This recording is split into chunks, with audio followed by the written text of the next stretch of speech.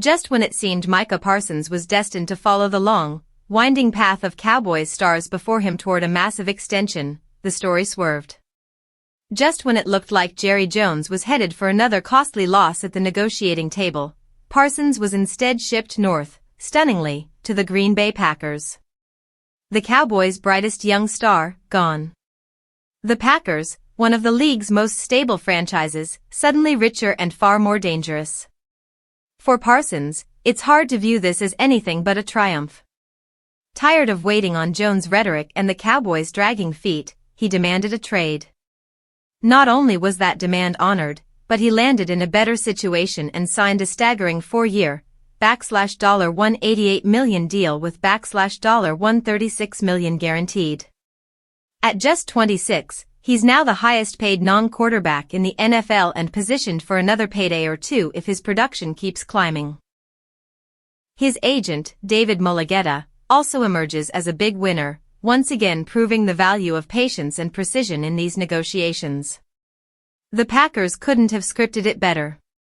Already one of the most complete teams in the NFC, now they add the league's most disruptive pass rusher to a defense that tied for 8th in sacks last season.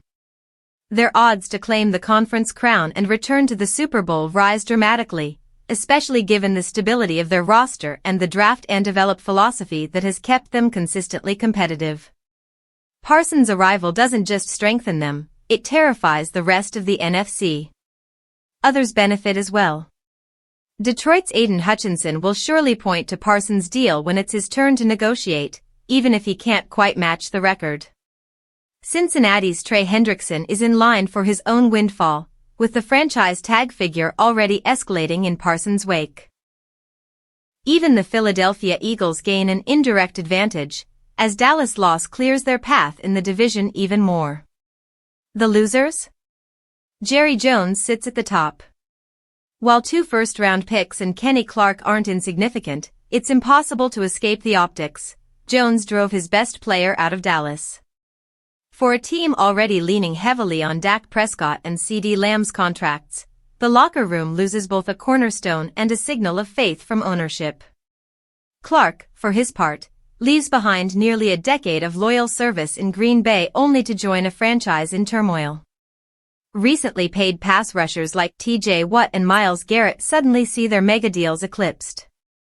Rookie head coach Brian Schottenheimer must now navigate a debut season stripped of his premier defender.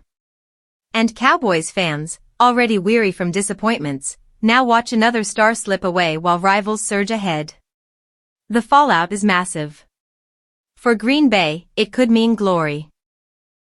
For Dallas, it's another reminder that under Jones, even America's team can feel adrift.